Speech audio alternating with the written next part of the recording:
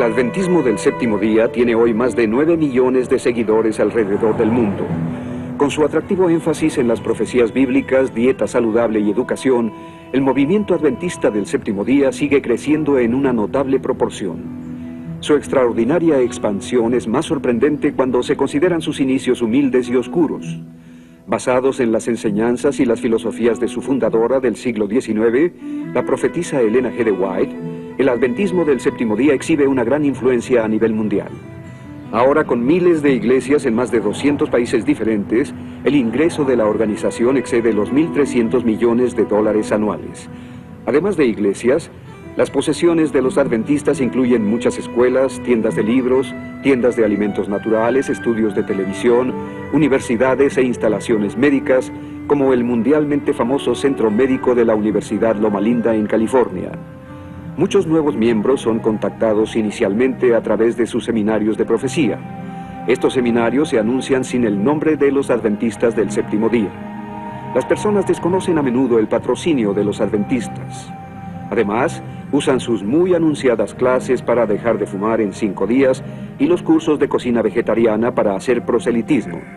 Los adventistas producen programas de radio de alta calidad y especiales televisivos cada año para extender su mensaje y atraer a nuevos miembros. Aunque muchos lo consideran como una de las principales denominaciones cristianas, el adventismo del séptimo día difiere del cristianismo evangélico en varias áreas teológicas fundamentales. Para determinar la importancia de estas diferencias, examinemos las enseñanzas de la fundadora del adventismo del séptimo día, Elena G. de White. Nacida el 26 de noviembre de 1827 en Gorham, Maine, Elena fue golpeada en la cabeza con una roca a los 9 años. Permaneció inconsciente por 3 semanas y no pudo volver a la escuela después del incidente. La educación de Elena cesó en el 3er año de primaria. Tanto su salud como sus emociones siguieron siendo frágiles al crecer.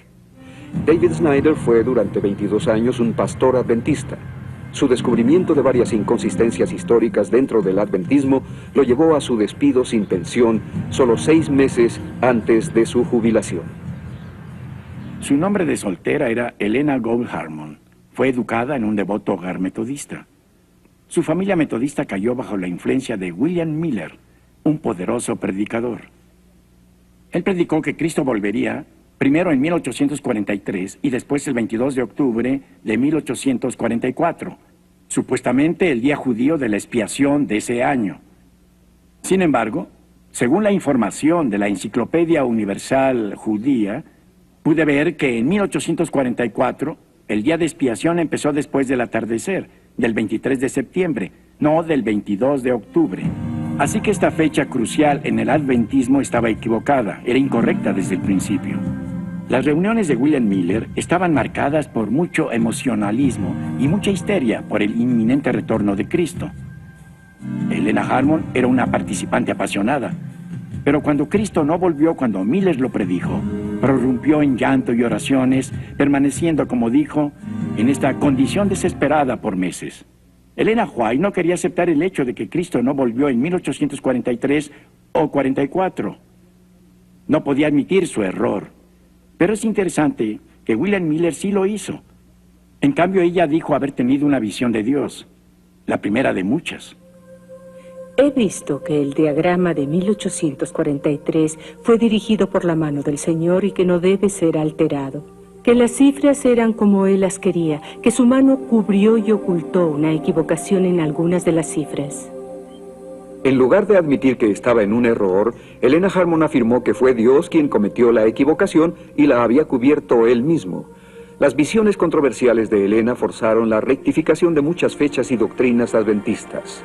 Aunque la fecha de 1843 se rectificó a 1844, aún esta fecha era errónea.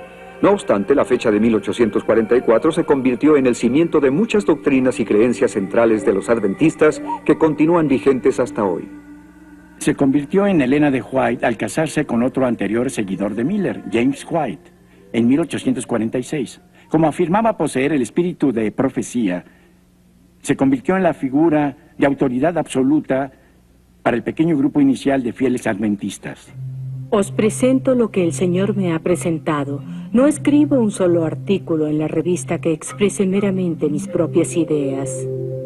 son lo que Dios ha desplegado ante mi visión, los preciosos rayos de luz que brillan del trono. Sus escritos crecieron hasta ser 17 veces más extensos que la Biblia entera. Sus seguidores debían referirse a estos 5,000 artículos, 49 libros y 55,000 páginas manuscritas que afirmaba haber escrito y considerarlos tan inspirados como la Biblia a través de la pluma inspirada de Elena G. de White. Hasta hoy, las publicaciones oficiales de la Iglesia han visto sus escritos como la última palabra sobre la doctrina. En las 27 doctrinas fundamentales, declara que la Biblia es la fuente autorativa, pero también dice que los escritos de ella son una fuente de verdad continua y autorativa. Debemos mencionar que volvieron inaccesibles sus más vergonzosos escritos, guardándolos bajo llave en la bóveda de los bienes White. La señora White escribió sobre casi todo aspecto de la vida cristiana, incluyendo la doctrina, la dieta, la salud, la recreación y el matrimonio. Muchos de sus escritos se realizaron en Elms Haven, su hogar en California. Afirmaba que un ángel se acercaba a su cama cerca de esta silla en su alcoba. Aún más, creen que los 3 ángeles mencionados en el Apocalipsis en la Biblia llevan 3 mensajes únicos: el juicio investigador, el día de reposo en sábado y el culto en domingo como la marca de la bestia. Sidney Cleveland era un ministro ordenado de los Adventistas del Séptimo Día que ministró a 13 iglesias entre 1979 y 1990. Mientras él investigaba para escribir un libro que daba validez a la inspiración divina de Elena G. de White, Cleveland descubrió tantas falsas profecías que se desilusionó. Más adelante publicó sus hallazgos en un libro titulado Blanqueado, desenmascarando los mitos de Elena G. de White. La Iglesia Adventista del Séptimo Día se fundó sobre profecías referentes a la segunda venida de Jesucristo. No es casualidad que la Biblia contenga muchas advertencias sobre falsos profetas. La prueba bíblica de un falso profeta en el Deuteronomio capítulos 13 y 18 es simplemente si la profecía se vuelve realidad o no. Es un hecho registrado en la historia que las siguientes profecías de Elena G. de White no se volvieron realidad como ella había dicho. Luego me fueron señalados algunos que están en gran error al creer que tienen el deber de ir a la vieja Jerusalén y piensan que tienen una obra que hacer allí antes que venga el Señor. Vi que Satanás engañó gravosamente a algunos con respecto a esto. También vi que la vieja Jerusalén nunca será edificada. Exactamente ha sucedido lo opuesto de lo que Elena White predijo entonces. La vieja Jerusalén ha sido edificada desde 1948, cuando Israel se convirtió en nación. Ella estaba completamente equivocada. Y también predijo en sus primeros escritos que acompañaría a los santos vivientes cuando Jesús volviera. Pronto nuestros ojos se dirigieron al este, porque había aparecido una pequeña nube negra del tamaño de la mitad de la mano de un hombre. Todos supimos que era la señal del Hijo del Hombre. Las tumbas se abrieron y en el mismo momento fuimos transformados y arrebatados juntamente con ellos para encontrar al Señor en el aire. La señora White no formó parte de los santos vivientes de su visión. Este evento no ocurrió durante su propia vida. Aún esperamos el regreso glorioso de nuestro Señor Jesucristo. En lugar de reunirse con los santos vivientes durante el regreso de Jesús, la señora White murió el 16 de julio de 1915 y fue sepultada al lado de su esposo James. Otra de sus profecías falló. Igual que otros en su tiempo, la señora White enseñó el inminente fin del mundo para apremiar a sus obreros. En sus primeros escritos en 1850, exhortó a los nuevos convertidos afirmando que solo tenían que esperar unos meses. Pero ahora el tiempo casi se termina, y lo que nosotros hemos aprendido por años, ellos tendrán que aprenderlo en unos meses. Estas no fueron profecías aisladas, sino que lo declaró una y otra vez. En mayo de 1856, en una iglesia de Battle Creek, Michigan, la señora White declaró audazmente: Vi que algunos de los presentes serían alimento para los gusanos, algunos sufrirían las 7 últimas plagas, y algunos serían transportados al cielo en la segunda venida de Cristo sin ver la muerte. En tiempos bíblicos, ella hubiera sido apedreada por ser una falsa profetisa. Elena White no limitó sus profecías a los eventos relacionados con la venida del Señor. También profetizó cómo los gobiernos extranjeros actuarían contra los Estados Unidos. En 1862 predijo la caída de los Estados Unidos después de una gran guerra que involucraría a muchas naciones. Durante la Guerra Civil, profetizó que Inglaterra declararía la guerra contra los estados del norte y los humillaría hasta el polvo. El ángel dijo: cuando Inglaterra declare la guerra, todas las naciones tendrán un interés propio que servir y habrá guerra en general, confusión general.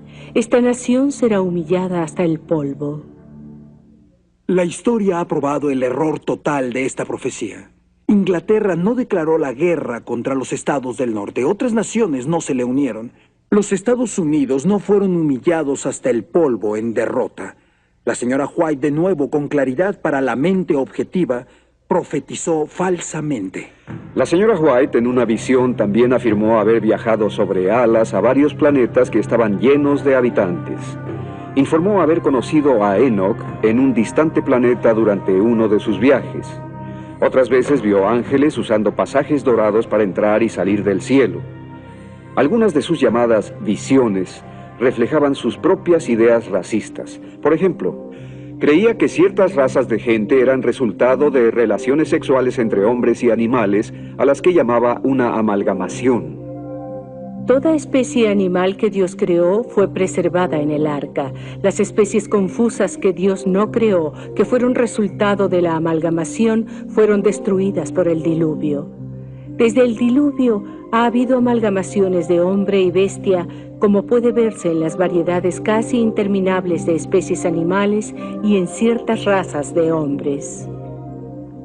A pesar de la naturaleza antibíblica de sus visiones, sus seguidores continuaron aceptándola como la mensajera de Dios y sus escritos como tan inspirados que la Biblia. Dale Ratzlaff era un adventista del séptimo día de la cuarta generación que sirvió como pastor y maestro de la Biblia. Fue educado en su sistema escolar desde el primer grado hasta el seminario. Su extenso y profundo conocimiento de los escritos de Elena G. de White lo llevó a escribir 2 libros: La doctrina sectaria de los adventistas del séptimo día y El día de reposo en crisis. La doctrina del juicio investigador, a la que los adventistas del séptimo día aún se aferran, viene de una reinterpretación de la fallada profecía de William Miller, de que Cristo vendría a la tierra el 22 de octubre de 1844. Los adventistas pensaban que la puerta de la misericordia se cerró ese día. Elena G. de White, con poderío profético, apoyó esta fecha y la creencia de la puerta cerrada.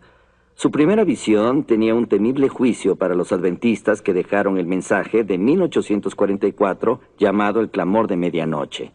Dijo que habían caído del camino para el cielo. Era imposible para ellos volver de nuevo al camino e ir a la ciudad, como para todo el mundo malvado que Dios había rechazado. Años después, cuando su primera visión fue reimpresa, aunque el prólogo decía que no se hizo ningún cambio en las ideas o los sentimientos, la porción de su visión que mostraba la puerta cerrada a la salvación fue excluida sin más. Después de 1851, los otros pasajes de la puerta cerrada fueron abandonados o reinterpretados. Debían encontrar una explicación para la desilusión de 1844. 2 seguidores de Miller, Hiram Edson y el señor Crozier, introdujeron una nueva teología del santuario, que enseñaba que en lugar de que Cristo viniera visiblemente a la tierra en 1844, entró por primera vez al lugar santísimo del cielo. Esta nueva enseñanza les dio una forma de salir de su dilema sin admitir su error. Elena G. de White dio inmediatamente la aprobación de Dios a esta nueva explicación para la fecha del 22 de octubre de 1844. El Señor me mostró en visión hace más de 1 año que el hermano Crozier tenía la verdadera luz de purificación del santuario. Todas las doctrinas se ajustaron pronto a 1844 como la purificación del santuario y el inicio del juicio investigador. La puerta cerrada tuvo que ser abierta para permitir la salvación de sus propios hijos, nacidos después de 1844, y para evangelizar a otros al adventismo. La salvación para todo el mundo, incluso aquellos que vivieron en tiempos bíblicos, debía depender de este juicio final. Así que fue introducido el sueño del alma. Las profecías de Daniel y el Apocalipsis tuvieron que ser reinterpretadas para ajustarse al juicio investigador. Fue una época de confusión y vuelco dogmático, pero la doctrina del juicio continuó cuando Elena White puso sobre ello su sello de aprobación. En el tiempo señalado para el juicio, al fin de los 2300 días, en 1844, empezó la obra de investigación y el acto de borrar los pecados. Todos los que hayan profesado el nombre de Cristo deben pasar por ese riguroso examen. Los términos para esta nueva doctrina adventista del juicio investigador, o doctrina del santuario como vino a ser conocida, fueron duros. Enseñaba que un ángel anotador ahora registraba todo movimiento, incluso al grado de anotar los momentos de ocio en los que uno quería un poco de tiempo libre. La obra de cada uno pasa bajo la mirada de Dios y es registrada e imputada ya como señal de fidelidad, ya de infidelidad. Frente a cada nombre, en los libros del cielo aparecen con terrible exactitud cada mala palabra, cada acto egoísta, cada deber descuidado y cada pecado secreto con todas las tretas arteras. Las admoniciones o reconvenciones divinas despreciadas, los momentos perdidos, las oportunidades desperdiciadas, la influencia ejercida para bien o para mal, con sus abarcantes resultados, todo fue registrado por el ángel anotador. En verdad, esta doctrina del juicio investigador, única de los adventistas del séptimo día, ha matizado todas las demás doctrinas del movimiento. Ha habido mucha controversia y debate, porque ella no puede apoyarse en la Biblia. En su libro Movimiento del Destino, el renombrado historiador y teólogo adventista Leroy Froome declara que cualquier debilidad o negación o hundimiento de la verdad del santuario es un asunto no solo serio, sino crucial. Cualquier desviación o abandono ataca al corazón del adventismo y amenaza su misma integridad. Esta doctrina central adventista que declara que el juicio de las obras de los creyentes determinará su salvación es descaradamente antibíblica y no es enseñada por ninguna denominación cristiana legítima. Esta doctrina enseña que en algún momento entre 1844 y la segunda venida de Cristo, el nombre de todos los fieles será puesto a juicio. En ese mismo momento, si uno tiene algún pecado que no haya confesado, aún pecados olvidados, o si uno no demuestra perfecta obediencia a los 10 mandamientos, sobre todo al cuarto, estará perdido. Esta enseñanza es completamente contraria al Evangelio de gracia del Nuevo Testamento. En todas las religiones hechas por el hombre, se desafía la autoridad de las Escrituras de Dios y de la palabra inmutable. Los adventistas del séptimo día no son la excepción. Tienen su propia versión de la Biblia en inglés conocida como The Clear Word Bible, la Biblia de la palabra clara, en que insertan las palabras e ideas de Elena G. White directamente en el texto bíblico. Por ejemplo, en el capítulo 9 del libro de Daniel se agregaron 300 palabras a las Escrituras. Un escandaloso ejemplo de este tipo de alteración puede verse en Daniel capítulo 8, versículo 14, que en la versión Reina Valera simplemente dice hasta 2300 tardes y mañanas, luego el santuario será purificado. Sin embargo, en la versión adventista de la palabra clara, este pasaje ha sido muy alterado, como sigue. Después de 2300 días proféticos o 2300 años, Dios vendrá proclamando la verdad sobre sí mismo y restaurando el ministerio del santuario en el cielo a su justo sitio.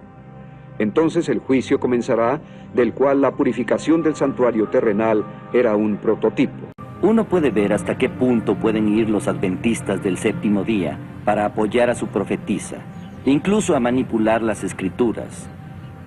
La Biblia de la Palabra Clara, publicada en 1994, tiene un comentario muy amplio para nutrir la fe y el crecimiento, que no es nada más que distorsiones agregadas a la palabra de Dios, para apoyar la teología adventista. También han publicado su Biblia de estudio, con palabras de Elena G. White incluidas en ella como un comentario inspirado. Otras doctrinas heréticas de los adventistas incluyen la idea de que la expiación de los pecados por Cristo en la cruz fue incompleta, que Jesucristo es el arcángel Miguel y que el infierno no existe. A mediados de 1800, con unos años de diferencia, los mormones, los testigos de Jehová, la ciencia cristiana y los adventistas del séptimo día presentaban doctrinas contrarias a aquellas sostenidas por los tradicionales creyentes en la Biblia. Leslie Martin era una devota seguidora de tercera generación del adventismo del séptimo día y creía que los escritos de Elena G. de White fueron inspirados por Dios. Sin embargo, la enseñanza que había recibido en su sistema escolar comenzó a esclarecerse cuando empezó a estudiar la Biblia. Muchas doctrinas de los testigos de Jehová y de los adventistas son similares. Esto es porque tuvieron comienzos comunes. El fundador de los testigos de Jehová, Charles Taze Russell, fue coautor de un libro llamado Los Tres Mundos, con N.H. Barber de los primeros adventistas. Los testigos de Jehová son solo una de las muchas sectas que surgieron del movimiento adventista. Sin embargo, los adventistas y los testigos de Jehová aún se aferran a las herejías del sueño del alma y de que el arcángel Miguel es Jesús. Los primeros adventistas, incluso James White y Uriah Smith, negaron la divinidad de Jesucristo igual que los testigos de Jehová. Ambos, los testigos de Jehová y los adventistas, produjeron sus propias versiones alteradas de la Biblia para reflejar sus aberrantes doctrinas. Ambos han fijado fechas falsas para el regreso de Jesucristo y fallaron miserablemente en sus profecías. Ambos han cubierto sus errores y han afirmado ser la única iglesia remanente en el mundo. Ambos son culpables de plagio de trabajos anteriores sin darles crédito a los autores originales. En 1982, un pastor adventista, Walter T. Ray, publicó este libro llamado La Mentira Blanca. Estaba dedicado a todos aquellos que prefieren creer una verdad amarga que una dulce mentira. Ray amaba los escritos de la señora White y pensó que debería leer lo que ella leía. Comenzó a encontrar un enorme número de plagios en sus escritos. A través de diligentes investigaciones descubrió que su supuesta inspiración divina había sido tomada prestada de otros autores sin dar crédito a las fuentes originales. Sus principales libros, incluyendo a Patriarcas y Profetas, El deseado de todas las gentes, El espíritu de profecía, El gran conflicto, Mensajes selectos, Hechos de los apóstoles, Palabra de vida del gran maestro, Consejos sobre mayordomía, Evangelismo, La educación cristiana, Obreros evangelísticos, Mensajes para los jóvenes, El ministerio de curación, Mi vida hoy, Profetas y reyes, Hijos e hijas de Dios, El camino a Cristo, Testimonios para la iglesia, El discurso maestro de Jesucristo y otros, contienen material plagiado robado de escritores anteriores. Un libro, Bosquejos de la vida de Pablo, fue plagiado enteramente por Elena G. de White. El resultado fue una demanda y el libro rápidamente dejó de imprimirse. A pesar de la evidencia irrefutable, la Iglesia Adventista del Séptimo Día eligió luchar contra estas acusaciones con un libro titulado La Verdad Blanca. Su línea principal de defensa era que, como no había leyes de derecho de autor en ese momento, Elena G. de White realmente no había violado la ley, lo que por supuesto esquivaba el problema. Más aún, el libro intentó reforzar firmemente la postura de la señora White como profetisa inspirada divinamente, declarando en la página 71 que lo que somos como iglesia es un reflejo de nuestra fe en la autoridad divina, evidente en los escritos de Elena G. de White. Sin embargo, la jerarquía adventista del Séptimo Día ha sido incapaz de comprobar que siquiera el 20% de los escritos de White son originales. Igualmente dudosas son las visiones que declaró recibir de Dios. Algunas de estas visiones resultaron ser solamente descripciones verbales de pinturas y dibujos que había visto en libros previamente publicados por otros autores. Dan Snyder siguió los pasos de su padre, convirtiéndose en pastor adventista. Su análisis de las enseñanzas de Elena G. de White causaron que más tarde dejara el adventismo y entrara al ministerio cristiano. Aquellos quienes examinan los primeros documentos que contienen los consejos de Elena G. de White para la dieta y la salud se sorprenderán. Debemos tomar en cuenta que era una dama victoriana con ideas muy conservadoras sobre el sexo opuesto. La mayoría de sus consejos de salud se relacionaban con sojuzgar los apetitos sexuales masculinos que ella consideraba excesivos. Sus sermones de este tema son largos, pero pensaba que los apetitos sexuales se controlaban a través de la dieta. Primero dio una lista de comida que evitar. El pastel de frutas, los pasteles, las conservas y las carnes muy sazonadas con salsa crean una condición febril en el sistema e inflaman las pasiones animales. Hay que evitar los alimentos de origen animal y comer granos, verduras y frutas como parte de la dieta. Los seguidores eran exhortados a no tomar más bebidas chinas y tampoco las dejaba. Nuestro Padre Celestial envió con amor la luz de la Reforma Pro Salud para preservarnos contra los males de la complacencia desenfrenada del apetito. Muchas personas piensan que la vida vegetariana del adventismo del séptimo día es una alternativa saludable y muchos son atraídos por el adventismo por su mensaje naturista. Nos enseñaron como adventistas que teníamos un mensaje especial para el mundo en relación a la salud y que la profetisa Elena White se adelantó varios años a su tiempo. Para controlar esos apetitos sexuales masculinos, además de ser vegetarianos, la profetisa recomendó no comer nada en absoluto en las tardes. Las mujeres no eran inmunes a las recomendaciones de Elena White, que eficientemente controlaba a sus seguidoras, emitiendo directivas sobre sus peinados y manera de vestirse. Hablando de pelucas y otros accesorios, dijo: el cabello artificial y las almohadillas que cubren la base del cerebro calientan y excitan los nervios espinales que se centran en el cerebro. En consecuencia, muchas han perdido la razón y se han vuelto completamente locas al seguir esta moda deformante. Sin embargo, las esclavas de la moda continuarán vistiendo así su cabeza y sufrirán horribles enfermedades y muerte prematura. Una vez que el peligro mortal de las pelucas fue resuelto, Elena G. de White intentó imponer un cálido, incómodo y muy raro estilo de vestir en sus fieles seguidoras. Declaró que fue diseñado por Dios. Era un par de pantalones con un voluminoso vestido largo sobre ellos. Ahora Dios haría que su pueblo adoptara el vestido de la Reforma, no solo para distinguirlos del mundo como su pueblo particular, sino porque una reforma en el vestir es esencial para la salud física y mental. Las fieles hermanas se esforzaron con el estorboso vestido hasta que Elena de White dejó de usarlo en silencio después de unos años, sin ofrecer más explicaciones. Cuando algunas celosas mujeres intentaron restaurar el uso del vestido, pensando que era la voluntad de Dios, Elena White las censuró. Durante este periodo, el control de Elena G. de White sobre sus seguidores creció desmesuradamente, particularmente cuando anunció que aquellos que no siguieran sus órdenes dietéticas quedarían atrás en la segunda venida de Jesucristo. Nuestra profetisa Elena G. de White dijo que debíamos ser vegetarianos, sobre todo en consideración del pronto retorno de Jesucristo.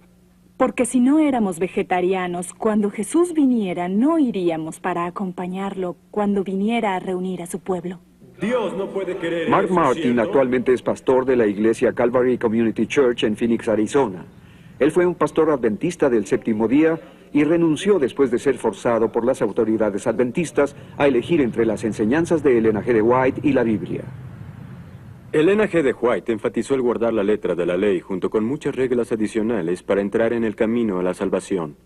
No tenía paciencia para los cristianos que se atrevían a decir: yo soy salvo. Nunca debemos descansar en una condición satisfecha diciendo yo soy salvo. Ellos pervierten la verdad, declaran que solo tenemos que creer en Jesucristo y que esa fe es suficiente, que la rectitud de Cristo es la justificación del pecador. Esta clase dice que Cristo vino para salvar a los pecadores y que Él los ha salvado, pero ¿están salvos? No. La visión adventista de la salvación es que Jesús dio el pago inicial por nuestra salvación en la cruz. Pero una vez que has aceptado su oferta de salvación, debes seguir haciendo los pagos mensuales. No confiando en realidad solo en la gracia de Dios para salvarlos, los adventistas se esfuerzan por ser muy obedientes. Y esto constituye un estilo de vida inflexible, lleno de culpabilidad y legalista. A pesar del esfuerzo de los adventistas de hoy por suavizar el cumplimiento de la ley, las enseñanzas de Elena White son inequívocas. Ningún transgresor de la ley de Dios está salvo. Pero la Biblia enseña que estamos bajo un nuevo pacto y el antiguo pacto es obsoleto. Cristo es el final de la ley. El Nuevo Testamento enseña que la ley fue dada por Dios para ser nuestro tutor o maestro y nos lleva a Cristo. Veamos qué dice Gálatas 3:25 ahora. Dice: ya no estamos bajo ayo. Los cristianos deben crecer en gracia y cumplir los mandamientos de Dios por amor a Él, no por compulsión. De hecho, estar bajo la ley nos conduce al pecado. En 1 Corintios 15:56 dice: el poder del pecado es la ley. En contraste, estar bajo la gracia lleva a la santidad. Amo lo que Tito 2, versículo 11 y 12 dice: porque la gracia de Dios se ha manifestado para salvación a todos los hombres, enseñándonos que, renunciando a la impiedad y a los deseos mundanos, vivamos en este siglo sobria, justa y piadosamente. La salvación por gracia, por medio de la fe, es el corazón del Evangelio, pero la doctrina adventista del juicio investigador de 1844 matiza todas sus principales doctrinas. Fue debido a esta falsa enseñanza, conocida también como el juicio del preadvenimiento, que además no es otra cosa que un juicio de obras que determina la salvación, lo que provocó que la doctrina antibíblica del sueño del alma fuera agregada. Obviamente no puede haber creyentes que vayan al cielo al fallecer antes de que sus vidas sean supuestamente juzgadas. ¿Qué pasaría si no fueron lo suficientemente buenos? Deberían salir del cielo, ¿cierto? Los adventistas enseñan que cuando una persona muere, se queda en la tumba, en la inexistencia. Pero esta enseñanza se desvanece en presencia de las Escrituras, que dicen con claridad que estar ausente del cuerpo es estar presente con el Señor. 2 de Corintios 5:8. Cuando un creyente fallece, parte y está con Cristo. Filipenses 1:23. Otra área de la que las personas podrían no estar informadas es que los adventistas no enseñan la doctrina bíblica del infierno. Una de las características principales del adventismo del séptimo día es que el día de reposo se guarda en sábado. Guardar el séptimo día es visto como una marca de lealtad a Dios. La idea del día de reposo en el séptimo día no fue original de Elena White. Fue iniciada, de hecho, por un contacto entre los bautistas adventistas y Joseph Bates, quien seguidamente convenció a James y Elena White de la idea en 1846. Elena la impuso finalmente al tener una conveniente visión. De esa manera presentó la enseñanza a sus fieles. Vi que el santo sábado es y será el muro que separa al verdadero Israel de Dios de los incrédulos. En los primeros años, cuando se empezó a guardar el sábado, siempre comenzaba a las 6 de la tarde del viernes. Era antes del ocaso en verano y después de él en invierno. Esto funcionó durante más de 9 años. Como la Biblia dice que el día de reposo debía ser guardado de ocaso a ocaso, surgió una división. El problema fue estudiado y presentado a la Conferencia Adventista en 1855, y votaron para mantener el día de reposo del atardecer del viernes al atardecer del sábado. Aún había desacuerdo entre los seguidores adventistas. La señora White decidió tener otra visión para resolver el problema. Un delegado en la conferencia informó: después de la conferencia, el 20 de noviembre, la visión fue dada estableciendo a los indecisos en el horario del atardecer. Lejos de que esa conveniente visión terminara con aquel problema, los adventistas continuaron haciendo preguntas. ¿Por qué no podían aceptar las visiones de la señora White del día de reposo del sábado en el crepúsculo? ¿Por qué cambiar ahora, después de 9 años? ¿No habían sido en verdad violadores del día de reposo y no defensores del séptimo día por los primeros 9 años de práctica? Debía presentarse otra visión de Elena White en la que prometió preguntarle al ángel y conseguir una explicación para cesar la controversia de una vez. Pregunté por qué sucedió esto, que en esta tardía fecha debamos cambiar la hora para comenzar el día de reposo. El ángel dijo: comprenderán, pero aún no. Aún no. La profetisa White murió sin haber dado la prometida explicación de parte de Dios. Sin embargo, el guardar el día de reposo del atardecer del viernes al atardecer del sábado llegó a ser de suma importancia para determinar quién recibiría el sello de Dios y sería salvo, y quién no lo sería. El sábado será la gran piedra de toque de la lealtad.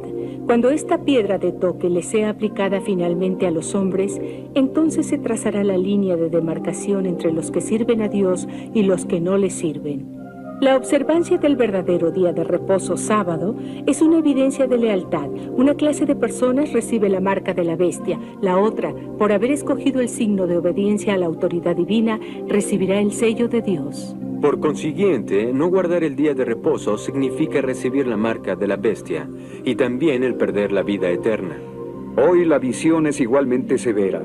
En la página 193 de la publicación adventista, 27 doctrinas fundamentales, dice: cuando este punto se presenta claramente delante del mundo, aquellos que rechacen el memorial de la creación divina, el sábado bíblico, eligiendo adorar y dar honor al domingo, conocido claramente que no es el día de adoración dado por Dios, recibirán la marca de la bestia. Esta es una marca que indica rebelión. Así que hoy en día, los adventistas han sujeto la salvación dependiente del día de la semana en que uno rinde culto. Varias escrituras del Nuevo Testamento identifican claramente el sello de Dios como una obra del Espíritu Santo, no de guardar el día de reposo. Por ejemplo, en Efesios 4:30 dice simplemente, «Y no aflijan al Espíritu Santo de Dios, con el cual fueron sellados para el día de la redención». La señora White no tiene ninguna base, en lo absoluto, para identificar el sello de Dios con el guardar el día de reposo. Los seguidores de Cristo se reunieron en el día del Señor, el día de la resurrección para su adoración y para compartir el pan, no en el día de reposo de los judíos. Los adventistas se desvían aún más en su doctrina de salvación al afirmar que Satanás, en última instancia, es el portador del pecado. Enseñan que él se lleva los pecados del mundo. Así como al quitar los pecados del santuario, el sacerdote los confesaba sobre la cabeza del macho cabrío emisario, así también Cristo colocará todos estos pecados sobre Satanás, autor e instigador del pecado. ¿Qué diferente es esto del mensaje tan claro de la Biblia que dice que Jesús llevó él mismo nuestros pecados en su cuerpo sobre el madero? El apóstol Juan exclamó, «He aquí el Cordero de Dios que quita el pecado del mundo». La verdadera salvación debe centrarse solo en Jesucristo. Steve Cannon, director de Personal Freedom Outreach, un ministerio de investigación de sectas muy respetado, ha examinado la cuestión de si el adventismo del séptimo día debería ser clasificado como una secta. Hoy, los adventistas del séptimo día luchan por ser incluidos en la línea principal de cristianos, protestantes y evangélicos, y por consiguiente objetan fuertemente cualquier comentario de que estén enseñando doctrinas sectarias.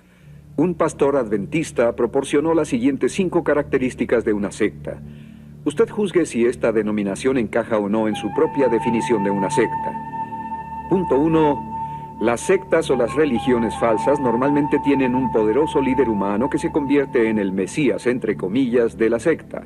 ¿Quién puede negar la confianza total del grupo en las enseñanzas de Elena G. de White? Tal vez no sea llamada su Mesías, pero evidentemente es su mensajera de Dios, venerada por todos. Punto 2. La palabra de los líderes o enseñanzas de la secta se convierten en la verdad absoluta más importante que las enseñanzas de la Biblia.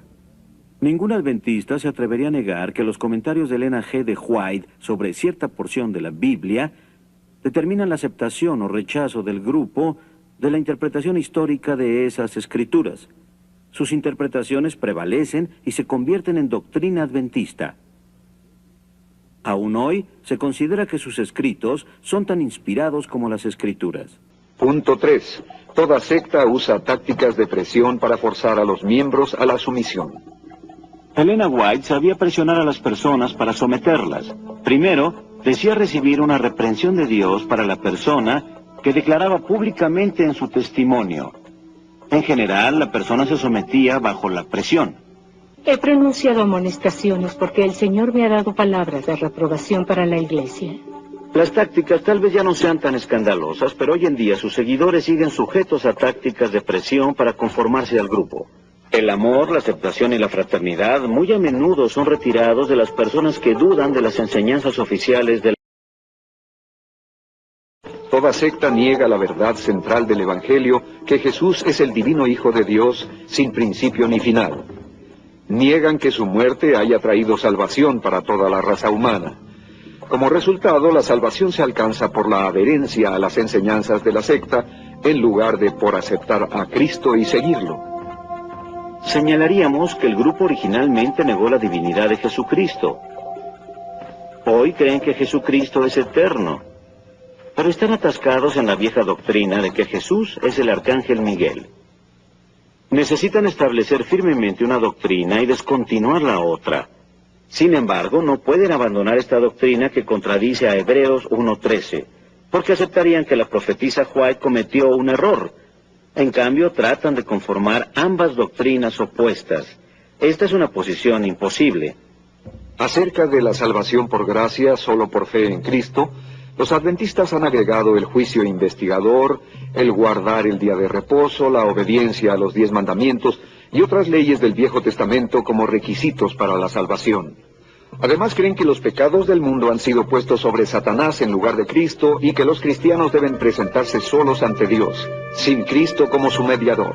Los que vivan en la tierra cuando cese la intercesión de Cristo en el santuario celestial deberán estar en pie en la presencia del Dios Santo sin mediador. Compare esto con la precisa afirmación de la Biblia en Hebreos capítulo 7, versículo 25, acerca de Jesucristo. Por lo cual, puede también salvar perpetuamente a los que por Él se acercan a Dios, viviendo siempre para interceder por ellos. En verdad, la salvación para ellos, los adventistas, colocando el pecado en Satanás, no es la salvación que enseña la Biblia. Punto 5. Las sectas instan a menudo a sus convertidos a dejar a sus familias. Por fin podemos encontrar un punto en el que estamos de acuerdo. Los adventistas no instan a sus convertidos a dejar a sus familias. Eso significa que de los 5 puntos que marcan a un grupo como una secta, 4 aplican a los adventistas. Por lo tanto, muchos sienten que es demasiado parecido a una secta. En la década de 1950, ministros cristianos evangélicos reconocidos se acercaron a la jerarquía de los adventistas para saber la verdadera naturaleza de sus creencias doctrinales. En un gesto similar al de los mormones, los adventistas, deseando la aprobación de la comunidad cristiana más numerosa, engañosamente adoptaron la visión evangélica de la salvación solo por gracia. Esto apacentó temporalmente a muchas denominaciones cristianas, pero causó daños dentro del adventismo del séptimo día. Muchos seguidores se sintieron traicionados y comenzaron a investigar las enseñanzas de Elena G. de White para descubrir la verdad. Quienes lo hicieron se alarmaron por lo que encontraron.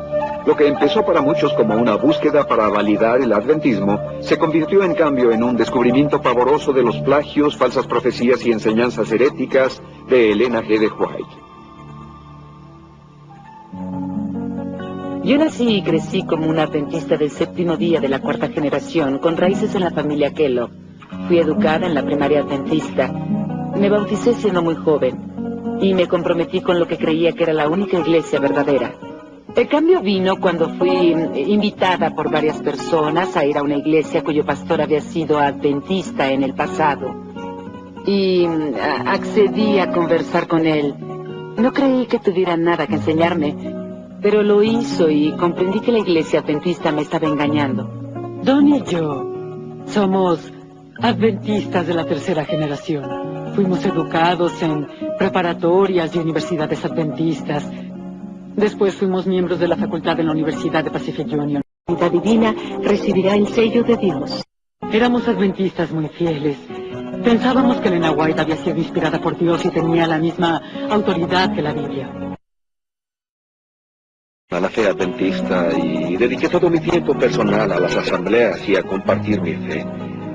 De niño ahorraba mi dinero para comprar y estudiar los libros escritos por Elena G. de White. Ninguna persona era más fiel de lo que yo fui. Yo habría dado mi vida por la iglesia adventista del séptimo día. Creía en verdad en el concepto de iglesia remanente y en Elena G. de White. Al investigar, descubrí que la iglesia sabe de lo que Elena White escribió, cómo fue que obtuvo su material. Nunca me dijeron eso en el sistema escolar, jamás escuché nada acerca de todos esos escritos que copió, plagió, y cuando me di cuenta de eso, en realidad me hirió mucho. Me sentía como si me hubieran mentido. Hace varios años me di cuenta, sin lugar a duda, con especial gratitud al ministerio adventista del pastor Mark Martin, que Dios me llamaba para dejar la fe y ministerio adventista. Empecé a ver que la iglesia era incoherente teológica y políticamente. Cuando les convenía, contradecían la Biblia, contradecían a Elena G. de White y contradecían al propio manual de la iglesia. Jamás me he arrepentido de mi decisión de abandonar a la iglesia adventista del séptimo día. Espiritualmente fue lo mejor que he hecho en toda mi vida. Un mes después me invitaron para ser pastor en una iglesia evangélica. Los últimos años han sido los más gratificantes de mis 31 años como cristiano. Soy parte de la familia de Dios que en verdad mantiene a la Biblia como la única autoridad de fe y práctica. Jesús nos salva, pero no por nuestras obras, aunque puedan parecer obras muy buenas en verdad. No somos salvos por lo que hacemos, por nuestro estilo de vida, ni por la dieta, sino por lo que Jesús ha hecho por nosotros. Las reglas están allí, las obedecen en esclavitud y no me gusta ser esclava. Yo quiero tener libertad en Cristo. Para Don y para mí, el haber tenido parte en esta búsqueda continua por la salvación, la nuestra y la de otros, ha sido una bendición. Yo comprendo la seguridad del Evangelio. Yo sé que somos salvos a través de Cristo, que tenemos esa confianza. Y eso significa mucho, significa mucho. Ahora soy pastor de una maravillosa iglesia cristiana evangélica. Es un gran alivio estar libre del cenagal del adventismo del séptimo día y poder regocijarme en el amor continuo de Jesucristo y de su palabra inmutable. Pongan a Elena G. de White a un lado por un rato y vean lo que les enseña la Biblia. Hablen con personas que han salido de la iglesia y pregunten por qué. Vean si tienen algo que compartirles, porque no van a recibir esa información en su iglesia. Tienen que buscarla por sí mismos. Y si aman al Señor, si realmente lo aman, realmente quieren saber la verdad, la Biblia dice, si el Hijo de Dios los libera, serán verdaderamente libres. Así es como yo me siento ahora.